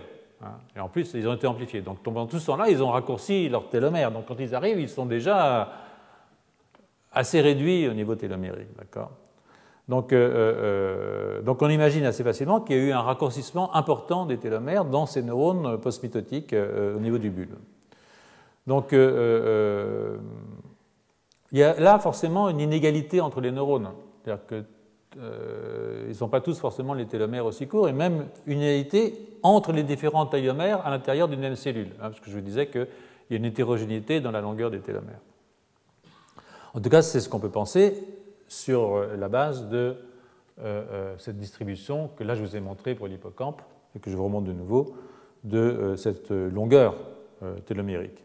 Donc vous allez voir que aujourd'hui, ou la semaine prochaine, le 18, pardon, vous allez voir que cette inégalité peut avoir des conséquences extrêmement importantes fonctionnelles du neurone adulte. C'est-à-dire que le neurone, en fonction de la longueur de ses télomères, qu'il a hérité du comportement d'amplification et puis des quelques divisions qui se sont passées au cours de sa migration, en fonction de la longueur du télomère, va avoir une forme différente. En fait, il va avoir des dendrites d'une taille différente, il va donc avoir une physiologie différente. Donc si, par malheur, vous vieillissez, et vous avez des cellules souches qui ont des télomères même un peu plus courts, vous avez même les neurones que vous allez renouveler, ils vont aussi avoir des télomères plus courts. Et même si vous faites de nouveaux neurones quand vous êtes âgé, ça c'était la mauvaise nouvelle que je gardais, parce qu'il ne peut pas y avoir que de bonnes nouvelles, eh bien ces neurones vont être plus courts et donc ils vont possiblement avoir une physiologie un peu déficiente. En particulier, vous verrez, l'arbre dendritique est pas mal réduit en fait, est pas mal réduit. Donc, c'est à partir de cette possibilité d'une signification physiologique, ou plutôt physiopathologique de la taille des télomères, que j'ai été rechercher des articles, et que j'ai retrouvé un article d'un type qui s'appelle Ferron et des collègues, publié en 2009, qui justement porte l'accent sur la différenciation des neurones ayant de petits télomères et sur le trouble que cela peut induire, même si ces neurones n'en meurent pas, ou pas tout de suite. C'est un peu comme les animaux malades de la peste. En bref, la question de savoir si certains neurones peuvent naître vieux, puisqu'après tout, on a l'âge de ces télomères. Ah oui. Donc cet article de Ferron et collègues commence par rappeler que le vieillissement chez les mammifères est associé à une réduction de l'activité des cellules souches dans différents organes, ça c'est dans tous les organes pratiquement, avec pour conséquence une modification du turnover cellulaire et donc une diminution de la réparation des tissus. Les mêmes auteurs rappellent que la neurogénèse adulte, et là je viens de vous montrer, décline avec l'âge, en tout cas chez les rongeurs. Vous avez vu que chez Sapiens, dans l'hippocampe, c'est quand même plus encourageant. Même si finalement, vous allez voir, c'est peut-être pas si encourageant que ça, mais bon. Même si les raisons du déclin sont peu claires et probablement variées, incluant des modifications de la niche des cellules souches, donc des facteurs extrinsèques, et aussi des facteurs intrinsèques qui sont propres à la cellule elle-même. Donc, bon. Alors les auteurs s'y réfèrent souvent, donc je vais commencer par un article qui est un peu plus ancien du même groupe. C'est souvent que les chercheurs se réfèrent à leurs propres travaux, ça augmente leur H-facteur, et qui décrit le rôle du raccourcissement des télomères dans la neurogénèse adulte. Alors, il y a une différence entre neurogénèse embryonnaire, qui est peu affectée, et la neurogénèse adulte. Donc je discuterai principalement la neurogénèse adulte, c'est ce qui nous intéresse le plus ici, ce qui est logique puisqu'on a un cours sur la longévité. Donc je commence par vous rappeler que les souris qui sont mutantes pour TRC, alors TRC c'est l'ARN, hein. Donc on peut muter pour la reverse transcriptase, mais si je mute, ou je diminue, ou simplement je fais un knockout, je supprime l'ARN qui sert de substrat pour rallonger mes télomères, c'est pareil, je n'aurai plus de rallongement des télomères. Donc je peux retirer cet ARN, hein. Donc voilà, si j'ai cette mutation qui retire tout ça, il est évident que je peux avoir autant de télomérase que je veux, je ne vais pas rallonger mes télomères. Donc il y a des souris dans lesquelles on a fait la mutation, on a délété cet ARN, et ces souris sont viables, hein. Elles se reproduisent, et elles perdent 5 kilobases de télomères par génération. D'accord ? Donc première génération, je perds 5 kilobases, deuxième, j'en perds 5 kilobases. Alors vous allez voir, les souris de laboratoire ont des très gros télomères. Donc 5 fois plus gros qu'une souris normale. 5 fois plus gros qu'un sapiens normal. Voilà. Donc même les sapiens de laboratoire ont des petits télomères. Donc c'est fait que pour travailler sur ces souris qui ont des télomérases, qui ont perdu la capacité de faire des télomères, on attend la 4e génération où elles ont commencé à avoir des télomères à peu près normaux et on travaille sur ces souris au bout de la 4e génération quand à chaque fois au bout elles ont perdu 20 kilobases quand même à ce moment-là. Donc sur cette diapositive ici, là, ce que vous pouvez voir, c'est que le marquage au BRDU, c'est-à-dire en fait la prolifération de mes cellules. Est-ce que je vois ça? Oui. Et elle est fortement réduite. Hein. Voilà, c'est ici le nombre de cellules qui sont marquées dans la SVZ est fortement réduite chez des souris par rapport qui en sont à la 4e génération. Vous voyez que ce soit pris dans les régions antérieures ou dans les régions postérieures, ce n'est pas tout à fait les mêmes cellules, mais ce sont quand même des cellules de la zone subventriculaire. Vous voyez que vous avez une diminution assez importante de la prolifération. Et ce que vous voyez aussi, et c'est ça qui est assez intéressant, c'est que la taille de votre bulbe olfactif a diminué. Donc ces cellules, elles participent à la reconstruction chez l'adulte, à la régénération du bulbe olfactif. Parce que si vous empêchez de diminuer de moitié la prolifération, vous diminuez de moitié la taille de l'organe. Donc ça, c'est pas rien comme diminution. Une autre structure qu'on appelle le striatum, qui est une structure sous-corticale, qui n'est pas très loin du bulbe olfactif et qui est aussi à l'avant du cortex, elle, et qui n'est pas l'objet d'un renouvellement neuronal, n'est pas modifiée dans son volume. Donc, je passe sur certains aspects du papier qui sont consacrés à la seule neurogénèse embryonnaire. Je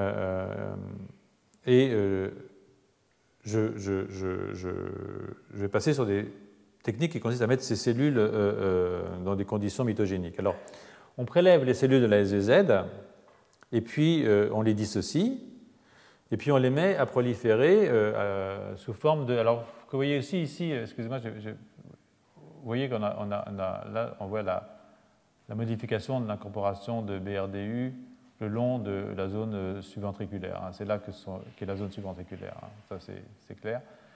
Vous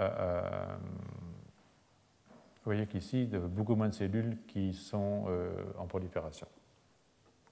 Donc, vous pouvez prendre ces cellules et puis vous pouvez les mettre en culture.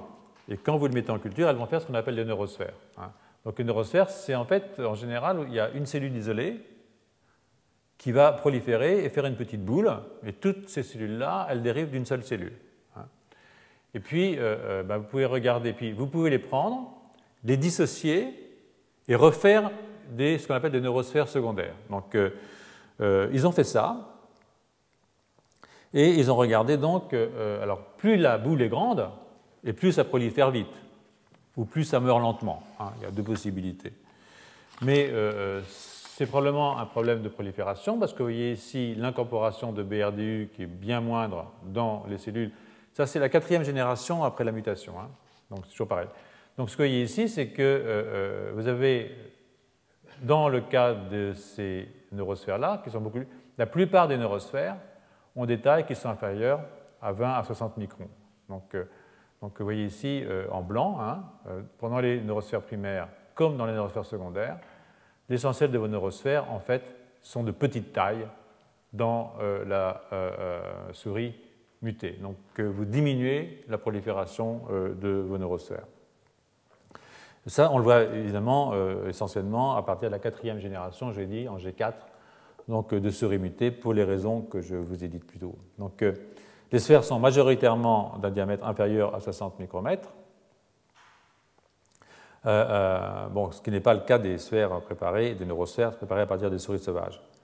Et il en va de même pour la vitesse de croissance et l'incorporation, comme je l'ai dit, de BRDU qui illustre et quantifie en fait la prolifération. Ça, c'est la vitesse de croissance. Hein, vous voyez qu'elle est beaucoup, beaucoup diminuée. Vous voyez ici, c'est l'incorporation de BRDU dans vos cellules, il y en a beaucoup moins dans les cellules mutées. Donc, cette différence qu'on voit ici, est-ce que je ne vais pas me tromper là? Voilà.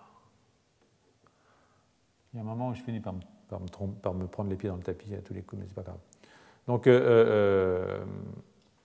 c'est pas pareil. Là, ce que je voulais montrer, c'est que ce n'est pas pareil pour les cellules embryonnaires. Donc, si je prends maintenant des neurosphères à partir de souris embryonnaires, qui ont aussi des neurosphères, à ce moment-là, ce que je vois, c'est que même à la 5e génération, hein, je n'ai plus de différence. Donc, en fait, c'est une différence qui n'apparaît que chez les souris qui ont déjà un ensemble de tours au compteur, si j'ose dire. Voilà, quoi. La révision des 50 000.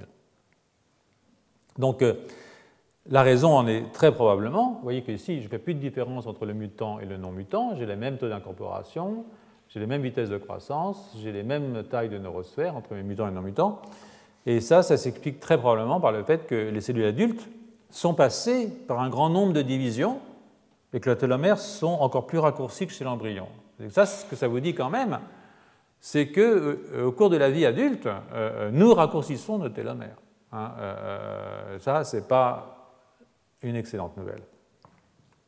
Donc, ça nous amène à jeter un petit coup d'œil sur la longueur des télomères des cellules souches neurales chez la souris sauvage et chez les souris mutantes. Et ça, c'est fait par les techniques d'hybridation que je vous ai montrées, de Fish, sonde fluorescente, que je vous ai décrites un tout petit peu plus haut. Et là, vous pouvez voir sur cette diapositive les mesures de vos télomères, pas des vôtres, ceux des souris. Et c'est assez clair. Vous avez ici un animal 6 jours après la naissance, et puis voilà, et ici un embryon. Pourquoi je mets P6? J'ai dû faire une erreur quelque part, excusez-moi. Mais bon, ça c'est un animal adulte, et ça c'est un embryon. Et vous voyez que si vous regardez la distribution de la longueur des télomères, cette distribution montre que vous avez plus de télomères de grande taille chez l'adulte, chez l'embryon, que chez l'adulte. Et si vous regardez la longueur moyenne, avec le caveat que la longueur moyenne, ce n'est pas forcément la chose la plus importante à regarder, vous avez une diminution, disons, de 2200 à 1560. Ce sont des unités arbitraires. Et si vous prenez un mutant 4e génération adulte, vous voyez qu'entre l'adulte muté et l'adulte sauvage, vous avez maintenant une baisse de 1560 à 1059 avec une réduction de la moyenne des télomères, mais aussi moins de télomères de grande taille. Évidemment, pareil chez l'embryon, si vous prenez un embryon maintenant de mutant, vous voyez qu'il a une longueur moyenne de 1200 ou 1300, ce qui correspond au fond à ce qu'on trouve chez c'est même inférieur à ce qu'on peut trouver chez un adulte. C'est-à-dire qu'en fait, ce sont des embryons qui sont nés vieux. Ils naissent avec des vieux neurones quand ils ont des télomères courts, parce qu'ils n'ont plus d'activité d'ARN en l'occurrence, mais c'est comme s'ils n'avaient plus d'activité télomérase.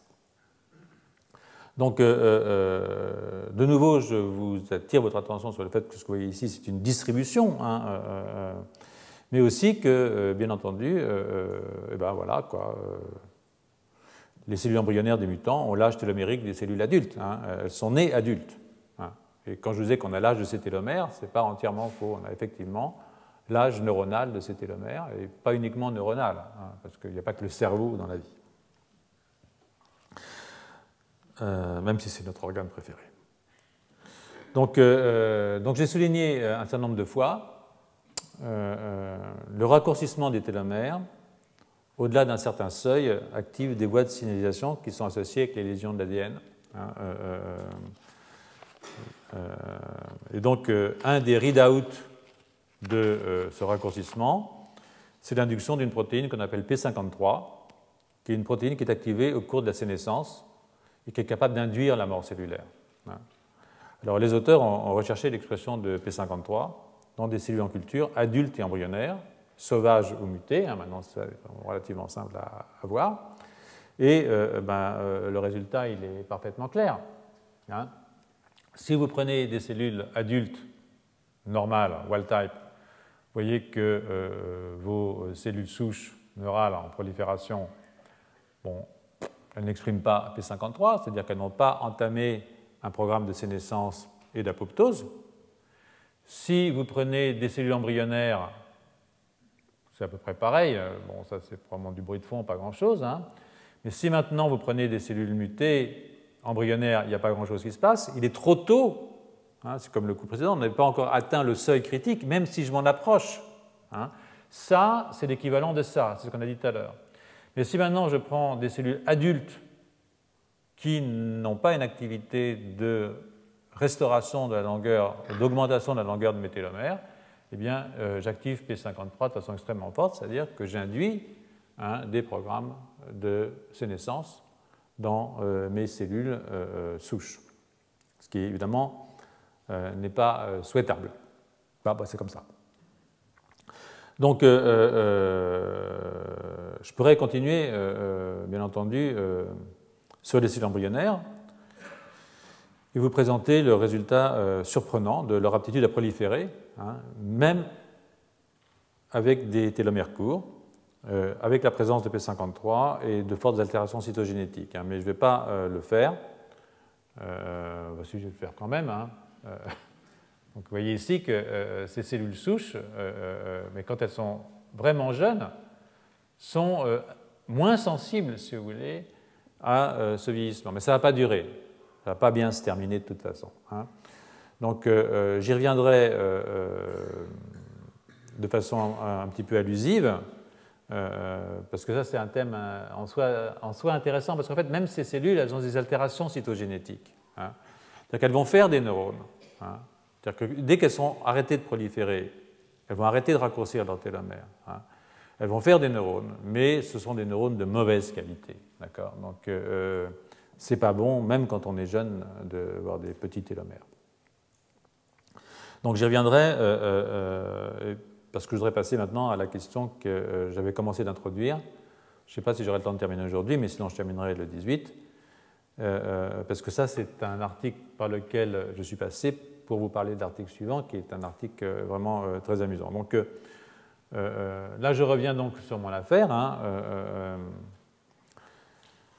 car si c'est bien de fabriquer de nouveaux neurones, il faut aussi que ces neurones servent à quelque chose, c'est-à-dire qu'ils se différencient et qu'ils s'intègrent dans les réseaux de neurones préexistants. Hein, donc ça, c'est vrai dans l'hippocampe, bien entendu, c'est vrai aussi dans le bulbe olfactif, en tout cas pour les rongeurs. Et je vais continuer sur le bulbe olfactif parce que c'est ce qu'il y a de plus simple, même si, selon Friesen, notre neurogenèse est plutôt à chercher du côté de l'hippocampe. Donc, une première observation qui a été faite est que la neurogenèse dans le bulbe décline avec l'âge chez les rongeurs, hein, ça, vous l'avez vu. Et en comparant le marquage au BRDU, donc qui marque les cellules au moment de leur division, en les marquant avec des marqueurs qui sont la calrétinine pour les cellules des grains ou la tyrosine hydroxylase pour les cellules périglomérulaires, on va remarquer que la densité de cellules marquées est plus faible chez les souris âgées que chez les souris jeunes. Alors voilà ici ce qui se passe. Hein. Vous pouvez faire un marquage calrétinine qui va vous marquer vos cellules des grains. Vous pouvez faire un double marquage évidemment avec le BRDU. Et puis ce que vous voyez ici, c'est que alors là, c'est celles qui ont retenu le marquage, c'est-à-dire qu'elles ont du BRDU. Donc vous voyez qu'à 2 mois, vous avez une certaine quantité de cellules nouvellement formées dans votre hippocampe. Mais qu'à 12 mois, ben, vous avez déjà quasiment 4 fois moins. Hein. Ça, je ne me souviens plus, excusez-moi, au bout de combien de temps après l'injection de BRDU, de l'expérience était faite, mais ça n'a pas tellement d'importance. Et là, que le pourcentage de cellules nouvelles par rapport au nombre total de cellules est de 5%, mais n'est plus que de 2% à 12 mois. Mais ça, c'est le vieillissement normal. C'est le renouvellement normal de vos cellules dans votre bulbe chez une souris qui a ses télomérases impec. Hein. Donc, et là, ce que vous voyez, c'est l'expression de la télomérase au cours du temps. Alors là, c'est une manip que je n'aime pas beaucoup. Je vais vous dire pourquoi je ne l'aime pas beaucoup. Je ne l'aime pas beaucoup parce qu'ils ont pris l'ASVZ et ils ont pris aussi un peu de striatum. D'accord ? Or, quand on prend AE14,5, on sait très bien que dans le striatum, les cellules se divisent encore. Donc c'est normal que vous ayez des fortes activités télomérase à E14,5. Donc que ça baisse entre E14,5 et P3 de façon dramatique, ça peut correspondre simplement à le passage des cellules du striatum au stade postmitotique. Mais en revanche, ces cellules sont postmitotiques à P3, et donc cette baisse-là, entre P3 et P365, c'est-à-dire des souris vieilles d'1 an, elle est réelle. Elle correspond effectivement à ce qui se passe dans les cellules souches neurales, c'est-à-dire une baisse très très importante, en particulier entre 1 mois et 12 mois, de l'activité télomérase. Hein. Et ça correspond à ce que vous voyez ici, entre 2 mois et 12 mois. 2 mois, c'est 60, 12 mois, c'est 365. Vous avez un taux de renouvellement qui s'effondre dans votre bulbe olfactif. Maintenant, vous pouvez évidemment prendre des neurosphères et puis les préparer à partir de cellules de 2 mois ou de cellules de 12 mois et regarder aussi la longueur des télomères et puis l'expression de la télomérase. Et là, je veux dire qu'on ne peut pas voir une énorme différence, quand même d'un facteur 2. Hein. Ce que j'ai mis ici, et ce sur quoi je veux attirer votre attention, c'est qu'on peut aussi, à partir de ces neurosphères, provoquer la différenciation en neurones. Pas uniquement en neurones, en oligodendrocytes, en astrocytes et en neurones. Et les neurones, vous pouvez les marquer par différents marqueurs. Ici, ils l'ont marqué par la bêta-3-tubuline, qui est un marqueur, c'est une tubuline spécifique neuronale. Et ils ont regardé la longueur des dendrites. Et déjà, là, je ne vous ai pas fait la quantification, mais vous voyez qu'il y a quelque chose qui se passe, qui ne va pas, quoi. Vos neurones ne se différencient pas normalement dans ce cas-là. Hein. Donc, cette baisse de télomérase a aussi été remarquée, je vous le dis tout de suite, dans le gyrus denté en 2005, mais je reste sur la SVZ pour ma démonstration. Parce que, comme vous pouvez le voir ici, l'avantage de la structure de la SVZ, c'est qu'on peut les préparer facilement les cellules à partir de l'adulte, ce qui n'est pas le cas des neurones de l'hippocampe, qu'elles produisent les neurosphères, comme je vous l'ai montré tout à l'heure. C'est beaucoup moins facile avec le gyrus denté adulte. Et si on l'ensemence justement sur des substrats particuliers, en présence de certains facteurs de croissance, en l'absence aussi d'autres facteurs de croissance, en particulier le GF, eh bien, on peut induire la différenciation de ces cellules souches neurales, comme je vous l'ai dit, en oligodendrocytes, en astrocytes et en neurones. Et donc, les neurones sont visualisables, hein, on peut regarder à quoi ils ressemblent, eh bien, entre 2 mois et 12 mois, 2 mois et 12 mois, eh bien, le nombre de neurones est identique dans les deux conditions, mais celui des extrémités dendritiques, c'est-à-dire de la profusion de l'arborisation dendritique, n'est pas la même. C'est-à-dire qu'on passe de 12,4 à 9 par neurone. C'est-à-dire qu'on diminue quand même de 30%, 40% la différenciation neuronale. Et là, il n'y a pas de mutation des télomérases. Hein. C'est juste le vieillissement normal. Donc quand nos neurones... Oui, merci. Mais parlez plus fort parce que je suis sourd. Juste savoir si le mécanisme de vieillissement précoce provoqué par des mutations sont des mécanismes de vieillissement normal qui sont accélérés dans le temps ou c'est des mécanismes qui sont complètement différents de la vieillissement normal? Eh bien, tout ce que j'ai lu tend à penser que ce sont des trucs normaux accélérés. C'est-à-dire que ce sont des neurones qui naissent vieux. C'est comme si vous naissiez avec des cheveux gris, ce qui n'est pas scandaleux d'avoir des cheveux gris. Mais naître avec des cheveux gris, c'est pas sympa, quoi. Voilà. Donc, et l'homme est inégal devant le vieillissement de ses télomères dans son bulbe pilaire, hein, pas olfactif, c'est pareil. Donc, entre les individus, il y a des gens qui ont des cheveux noirs très très tard. Moi, j'ai un ami, il a 70 ans, il n'a pas un cheveu blanc. Il ne se teint pas, hein. Mais donc, entre sapiens et entre organes, il y a des différences à la longueur des télomères, et je pense que c'est le même mécanisme, c'est-à-dire que ça entre en sénescence à un moment donné, mais plus les télomères sont courts au départ et sont courts si on a des mutations de télomérase, plus on entre en sénescence rapidement. Donc, honnêtement, je pense que c'est très très proche. Alors, il y a peut-être des choses pires chez les gens qui sont mutés, bien entendu. Mais justement, c'est intéressant, vous avez raison de poser la question, c'est amusant parce que ça permet de penser un petit peu ce que c'est que le phénomène de vieillissement, y compris le vieillissement cérébral, malheureusement. J'en parle très à l'aise parce que, bon, j'ai un âge où je peux en parler, hein, donc tout va bien. Si j'avais 20 ans, je n'oserais pas dire des choses pareilles, mais bon, à 65, voilà. Je suis dans le lot avec vous. Certains d'entre vous, il y a des gens plus jeunes ici. Mais bon. Comment?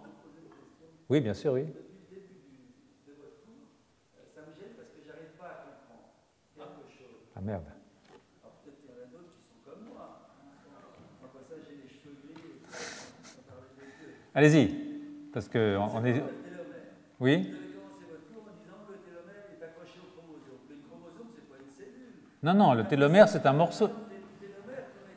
Non, non. Le télomère n'est pas accroché. Le télomère, c'est le bout du chromosome. C'est une partie du chromosome.